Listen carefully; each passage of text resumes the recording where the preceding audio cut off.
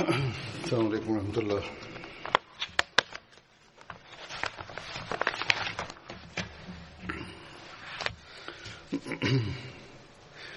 أشهد أن لا إله إلا الله وحده لا شريك له وأشهد أن محمدا عبده ورسوله.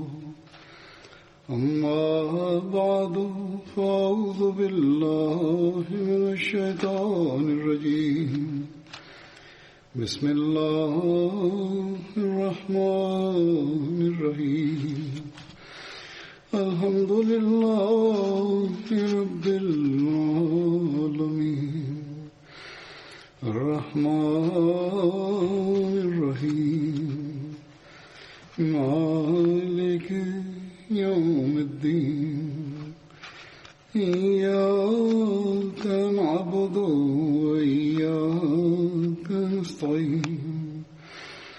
اهدنا الصراط المستقيم صراط الذين أنعمت عليهم غير المغضوب عليهم ولا الضالين.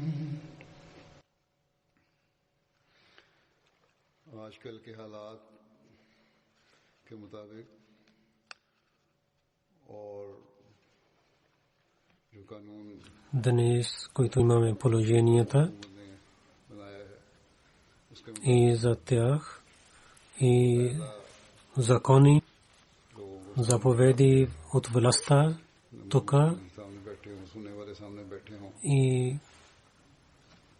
и сядайки на хората пред мен и слушатели да сядат пред мен, не мога да изнася петъчния проповед и колко е позволено с законата, толкова. И правихме тази система от джамията да произнася хутбе в света и да слушат тези хутба са милиони хора. Дали те сядат пред мен в джамията, някой има или не. И това единство винаги трябва да има в джамата и винаги да се молим, че това да продължи. Нека Бог да поправи положението и да премахне тази болест и тази джамия да бъде изпълнена пак отново. И сега тема за проповед започвам. Хазрат Тала бин Убайдулла преди две петъчни проповеди разказах. Негото, който в битката Джамал той стана мъченик. За това казах, че ще ви разказвам повече. И днес ще разказвам за тази тема. И битката Джамал, който има въпроси, няколко въпроси, хората казват и ще имаме отговори за тези въпроси. Умар преди да почине, преди да има смърт, прави една комисия за система за хилафът. И в книгата Сахих Бухари една традиция пише, че когато Умар разилата на почина, хората казаха, че о нашия дайте завещанието и правете някой нов халиф. Той каза, че аз гледам, че няколко хора само са, които могат да станат халифи, че пророка саллаллаху в такава положение почина, че той беше радостен от нас. И той Хазрат Умар, Хазрат Али, Хазрат Усман, Хазрат Зубайр, Хазрат Талха и Хазрат Саад и Хазрат Абдурахман Нов произнесе тези имена и каза,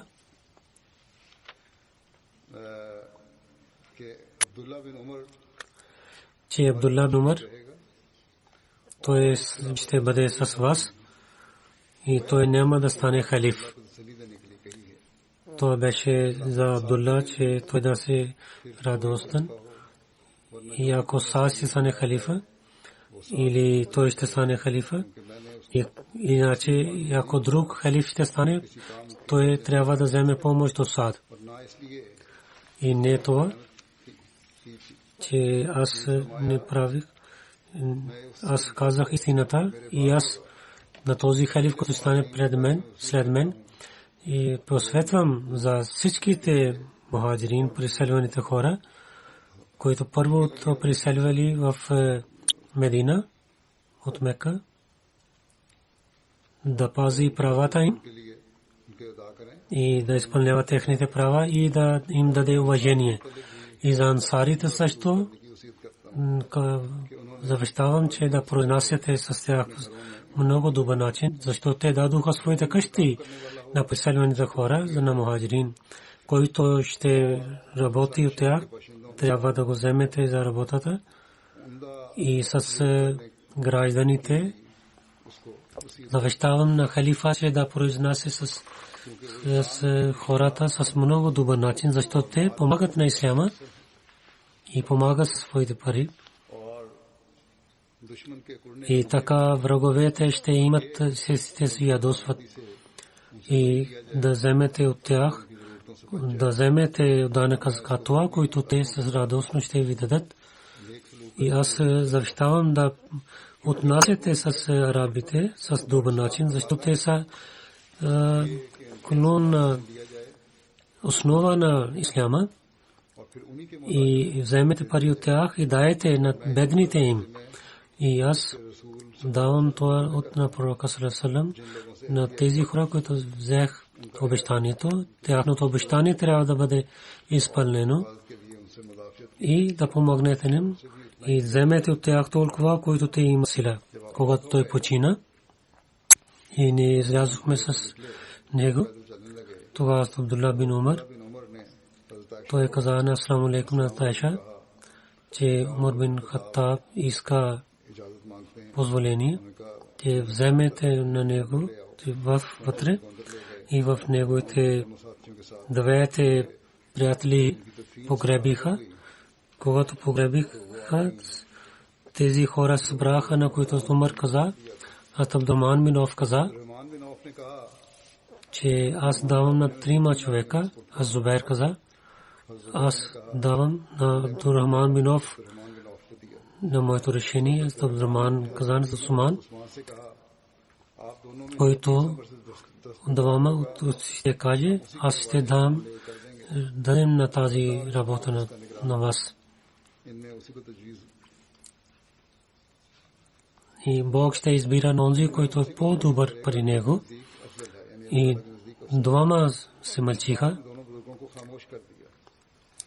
Тогава Абдурахман каза, че ако вие даете решение на мен, че Бог наблюдава на мен, който е по-велик от вас, и аз ще избирам с пълно решение. Двама казаха да. Тогава Абдурахман, вземайки на една ръка, каза на него, че вие имате роднина на пророка саллаллаху алейхи ва саллям и в исляма вие имате велико мисленик. Бог наблюдава на мен. Ако правя емир на вас, вие ще бъдете справедливи. Ако ще правя на Усман на емир, вие ще подчинявате на него. Тогава Абдурахман взе на другия човек в делно на другите и същите думи казаха и взе обещание от него. Тогава Усман вдигнете своята ръка и той прави бейт на. Това Али също прави бейт и хората влязоха вътре и всички да правиха бейт на него. Това пише в книгата Бухари. Муслим Ауд разилата анху за избиране на халифа на Усман, разказвайки така каза тази случка, когато Умар стана ранен и той мисли, че сега неговото крайно време е дошло. Тогава той завещава за 6 човека, че един от тях да стане халиф. Тези бяха Хазрат Усман, Хазрат Али, Хазрат Абдурахман бин Ауф, Хазрат Саад бин Вакас, Хазрат Зубайр, Хазрат Талха. И също Хазрат Абдулла бин Умар каза, че той да стане един от тях. Но मशवरे में शामिल करने के लिए मुकर्रर फरमाया। मगर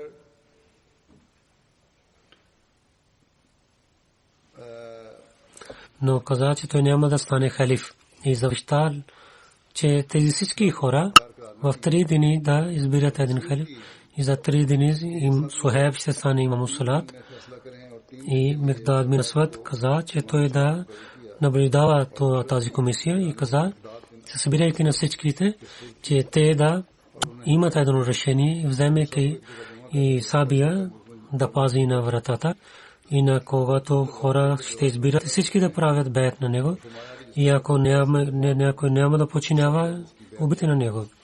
Но ако 2-3 ще стане на един глас, тогава Абдулла бин Умар да спира, но на когото Абдурахман бин Рахман ще халиф, избира той да се халиф.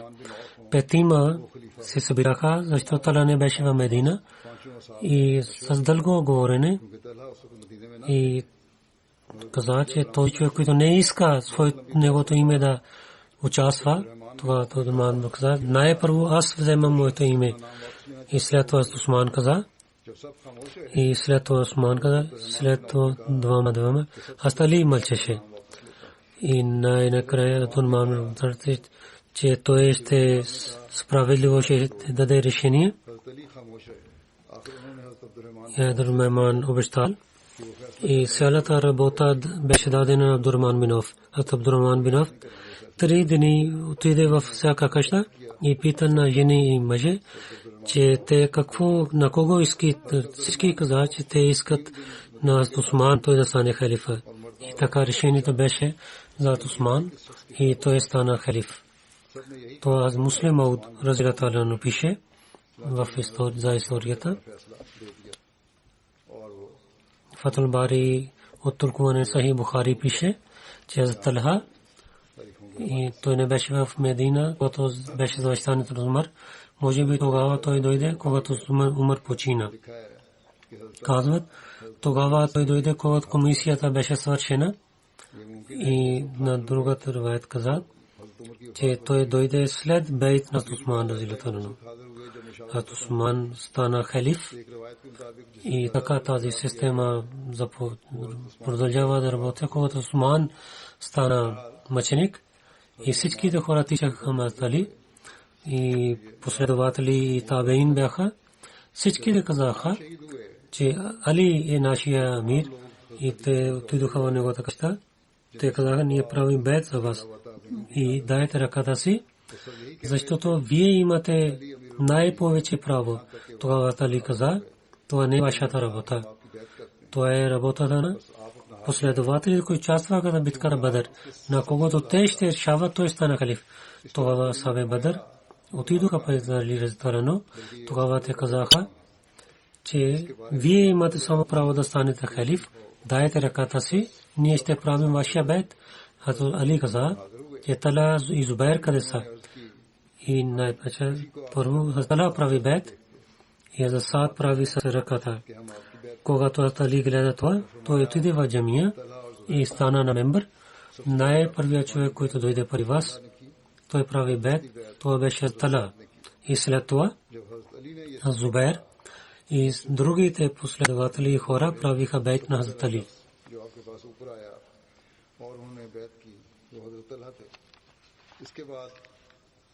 Хазрат Тала и Хазрат Зубайр и Айша, те не Айша правиха бейт на Али не, а Муслим Мауд разилата Аллах каза в неговата една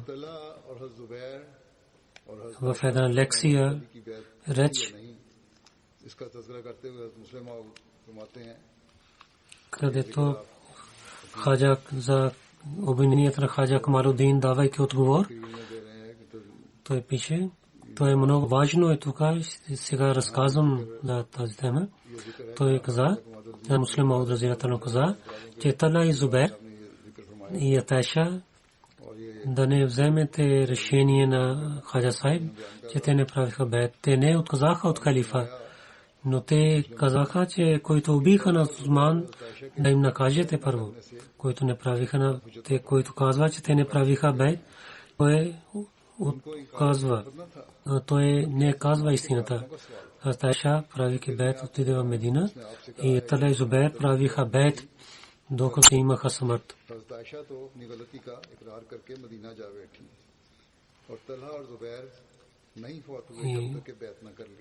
Сайсул Кубра, том 2 пише, Хаким каза,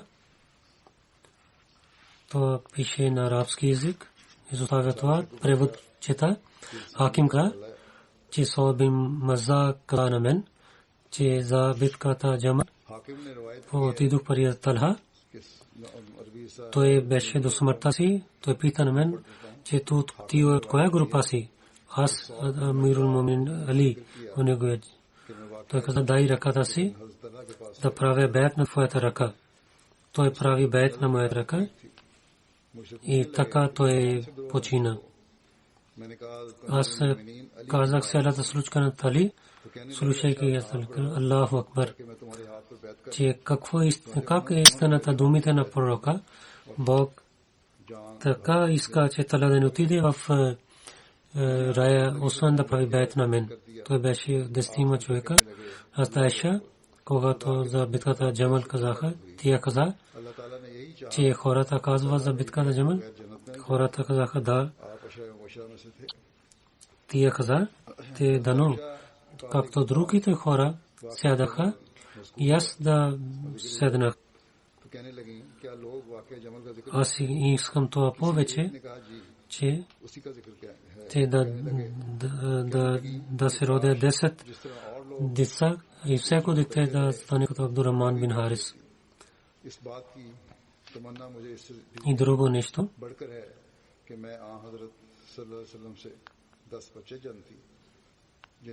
Талха и Зубейр са 10 човека, за които бяха за тях пророка Сърсърм каза, те ще влизат в рая и думите пророка Сърсърм, те трябва да избъдват.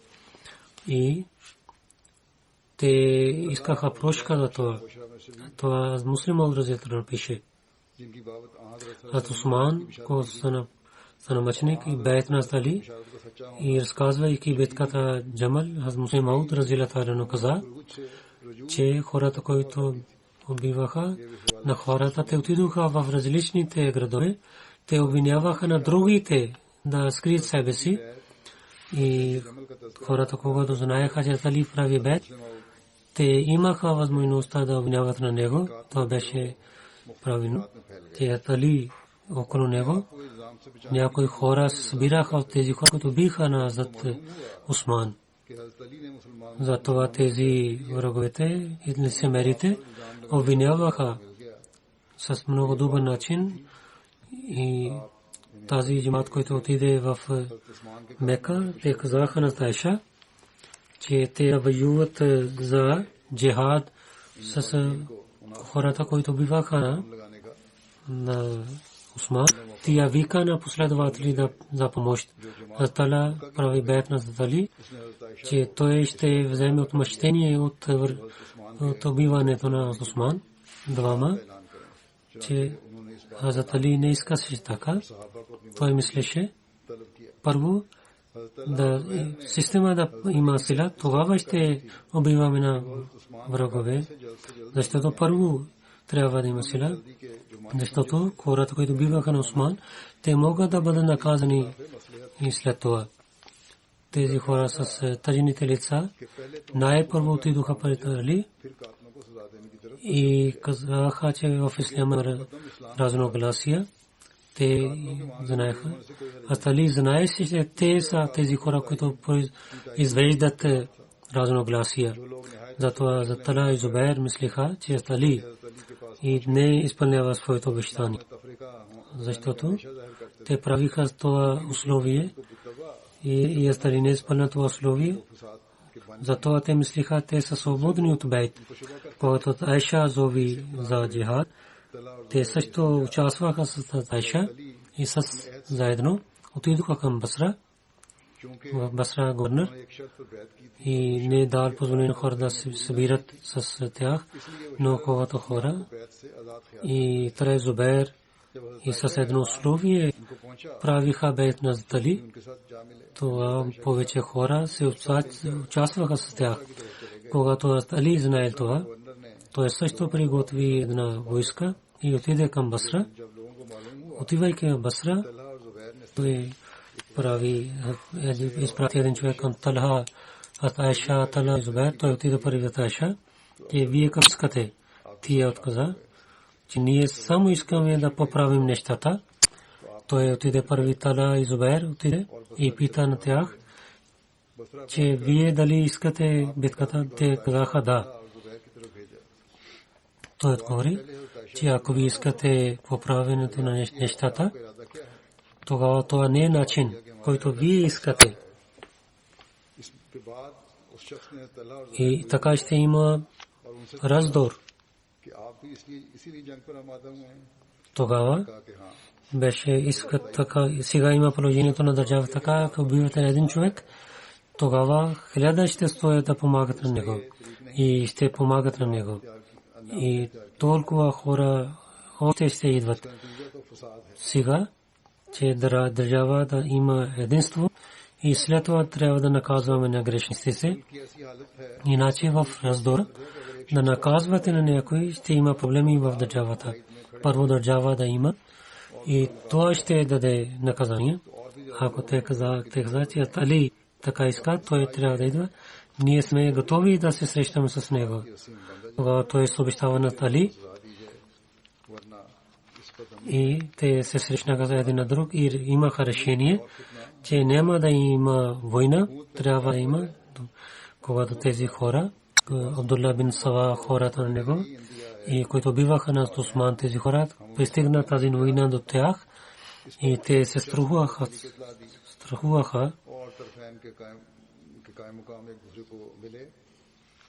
И скрито една джамат се събира от тях. След събирането решиха, че ако мусулманите имат решение, тогава има проблеми за нас. Тогава ние ще бъдем спасени от наказанието за убиването на Осман, когато мусулманите воюват между си. Ако ще има мир, тогава ние ще имаме наказание. И как е възможно няма да има мир? Тогава Али пристигна там и в другия ден Али и Зубайр се срещнаха и Али каза, че вие приготвяхте една войска. Но да, пари Бога, имате някакво обвинение? Защо искате да унищожавате този ислям, за който вие служихте с много жертви? Аз не съм вашия брат. Защо такава? Че преди забранихте да убивате един на друг, но сега това е позволено. Ако ново нещо имаше, тогава може да кажете. Когато няма нещо ново, тогава защо срещу мен стоите? Тогава Талха каза, че той също за Зубайр беше.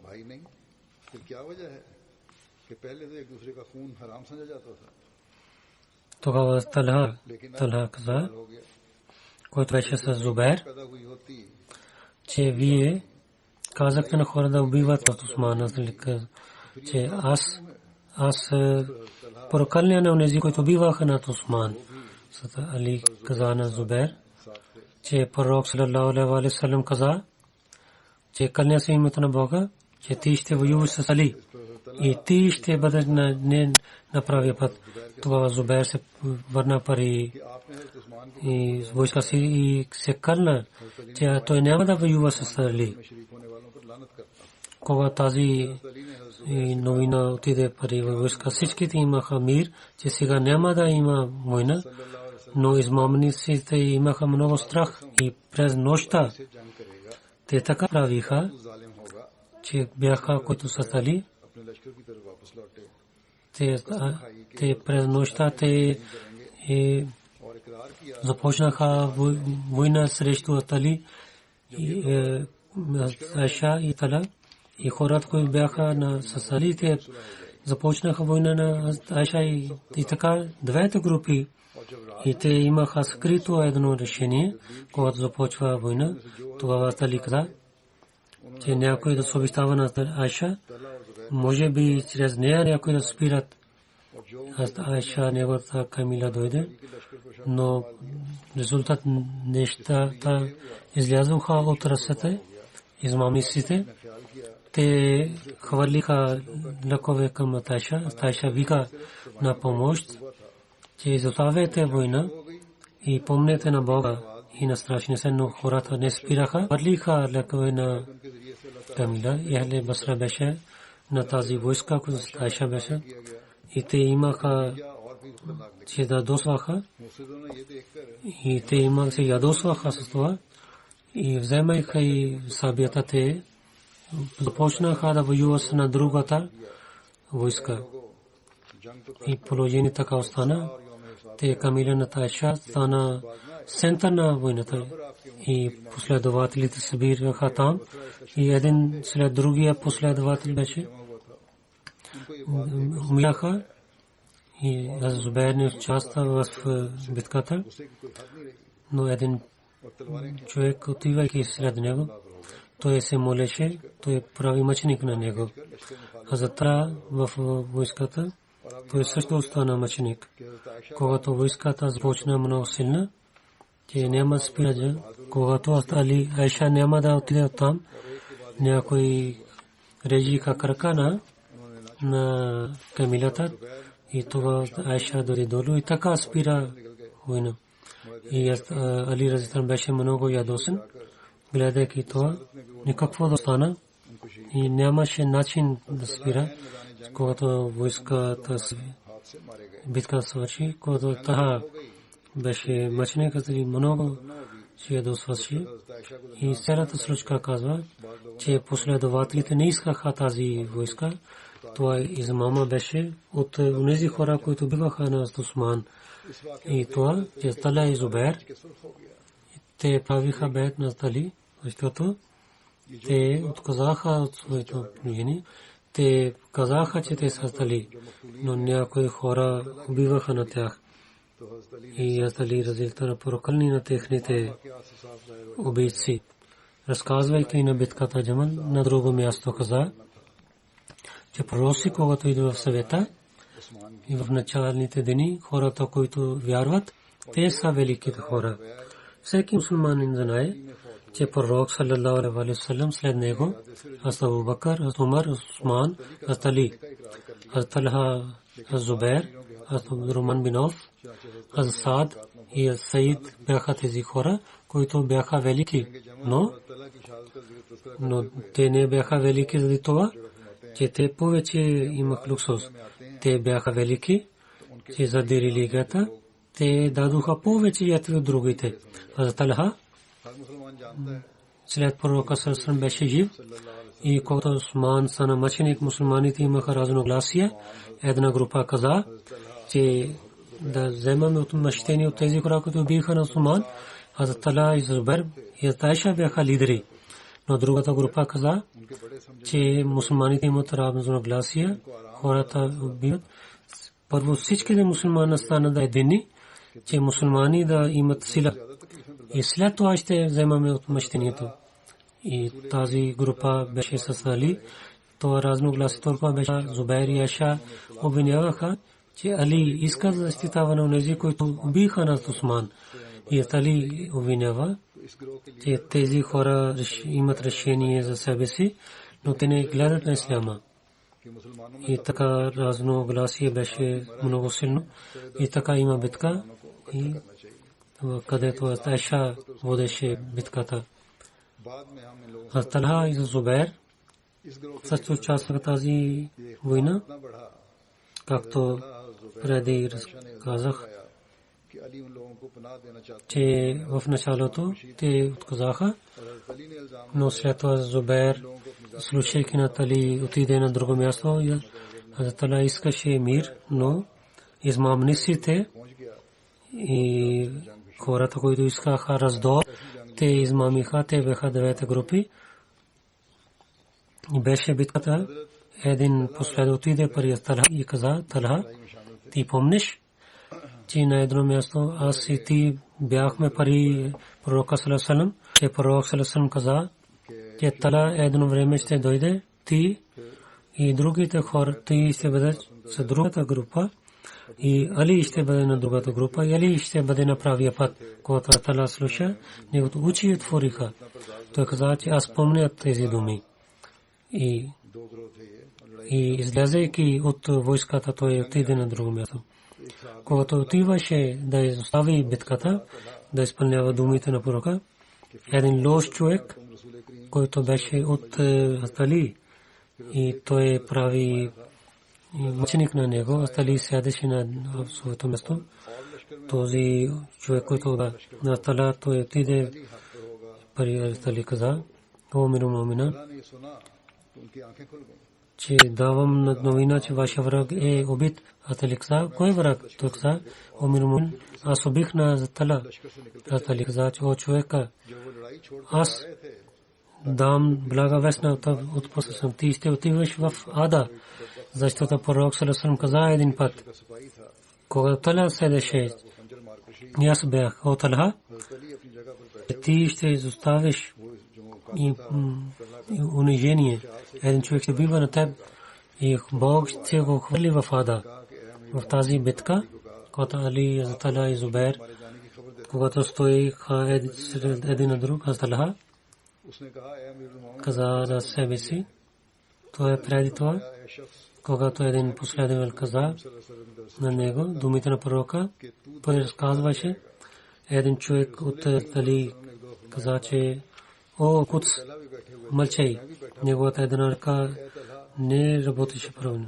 Когато той каза, о, Кудс, мълчай, той каза, ти тогава, че о, Кудс, слушай, ти знаеш ли Кудс как стана в битката, от когато мусулманите нямаха до пророка саллаллаху алейхи ва саллям, само 12 човека бяха пророка саллаллаху алейхи ва саллям и 3000 хора събираха от неверници си един пред нас и те хвърлиха лъкове към пророка саллаллаху алейхи ва саллям и че ако той ще бъде убит, всичко ще свърши. И всичките искаха, те хвърлиха лъкове към лицето на пророка саллаллаху алейхи ва саллям. Тогава аз оставих своята ръка пред пророка саллаллаху алейхи ва саллям и всичките лъкове идваха на моята ръка, докато моята цялата ръка изчезна. Но аз пред лицето на пророка саллаллаху алейхи ва саллям премахнах своята ръка.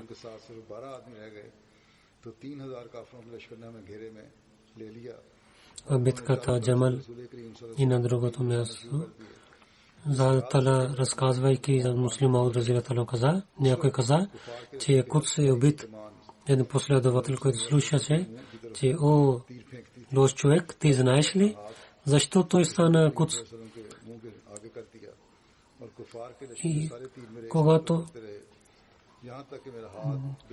един хората отидоха от пророка саллаллаху алейхи ва саллям и неверниците знаеха, че пророк саллаллаху алейхи ва саллям и само с няколко последователи той стана в полето на битката. 3000 неверници събираха и много хора хвърлиха лъкове към лицето на пророка саллаллаху алейхи ва саллям, че да убиват на пророка саллаллаху алейхи ва саллям. Тогава онзи човек, който пази лицето на пророка саллаллаху алейхи ва саллям със своята ръка, той беше Талха. Талха, представяйки своята ръка пред лицето на пророка саллаллаху алейхи ва саллям, пазеше лицето на пророка саллаллаху алейхи ва саллям и всичките лъкове така нараниха ръка на пророка Талха разияллаху анху и така не работи сега ръка на пророка с унижение, който ти казваш, че той не е валиден. Това е един баркат и всеки човек иска този баркат като Талха. Раби бин Хараш каза, че аз седнах при Али разияллаху анху. Ибран бин Тала дойде, той прави ислам на Али. Разияллаху каза, мархаба Имран бин Тала, мархаба. Имран бин Тала каза, че о мирул муминин, вие казахте мархаба, вие убихте на моя баща и взехте моето имущество.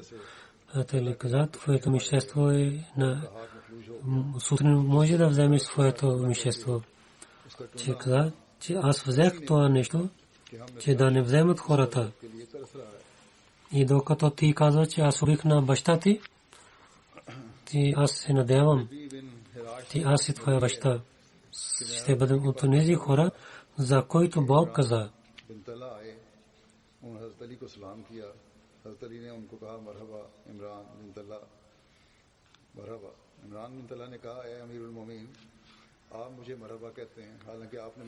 И ние, който омраза има от техните сърца, ще извадим това и те сядат един до друг като събратия.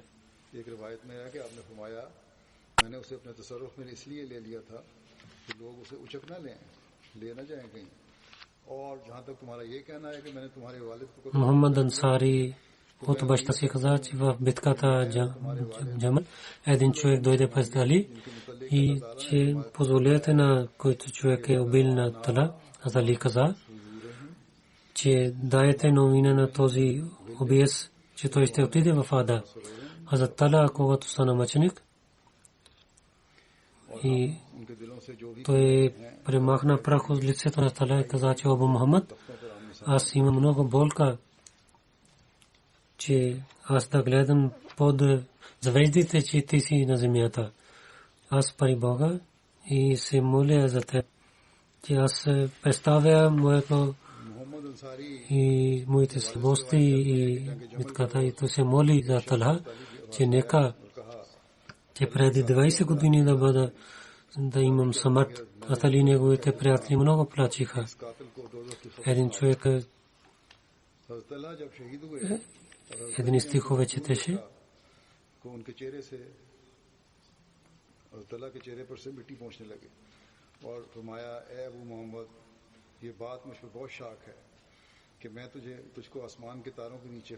Той беше такъв млад. Той имаше много богатство и помагаше своите приятели.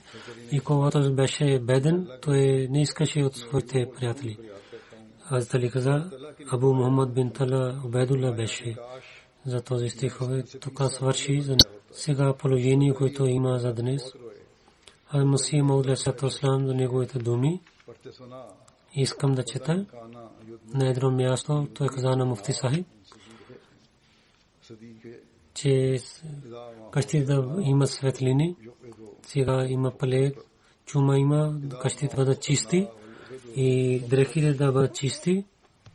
И обещания Масих алейхи салам каза, че сега много лоши дни са и чистота трябва да има, като традиция има. В Корана пише, Васяб,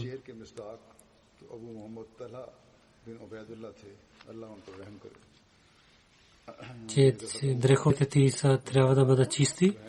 На друго място каза,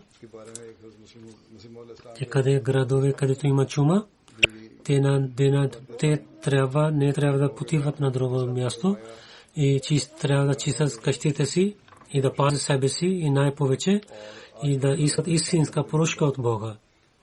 И имайки хубава промяна, да се молят пред Бога и през нощта трябва да станат и да се молят и искат прошка от Бога. И след това той каза, истинската промяна ще пази от тази наказанието на Бога. Това наказанието на Бога. Нека Бог на всеки Ахмади да даде възможността. В тези дни трябва да повече да се моли, починявате заповеди от закона и от къщите пречистите, с детол пречиствате къщата си. Нека Бог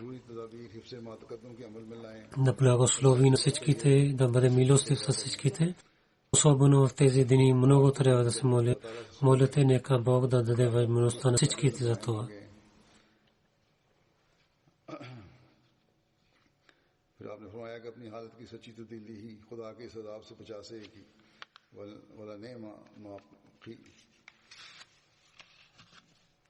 अल्लाह ताला हर अहमदी को तौफीक दे कि वो इन दिनों में ख़ास तौर पर दुआओं पर जोर दे, हुकूमत की हिदायत पर अमल भी करें, घरों को भी साफ रखें, धोनी भी देनी चाहिए, डिटोल वगैरह की स्प्रे भी करते रहें, वो मिल जाते हैं. अल्लाह ताला सब पर फजल फरमाए और रहम फरमाए. बहरहाल ख़ास तौर पर इन दिनों में दुआओं पर खास जोर दें। अल्लाह सबको इसकी तौफीक दे।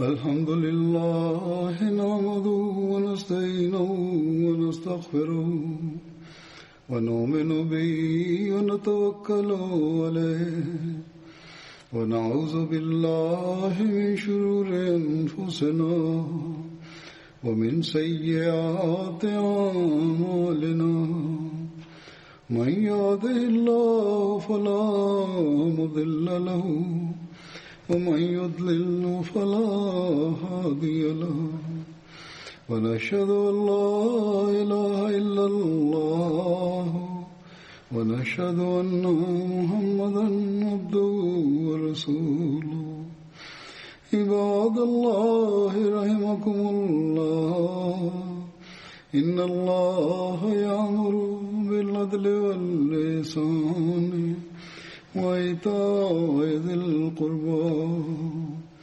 وينهى عن الفحشاء والمنكر والبغي يعظكم لعلكم تذكرون اذكروا الله يذكركم وادعوه يستجب لكم ولذكر الله أكبر.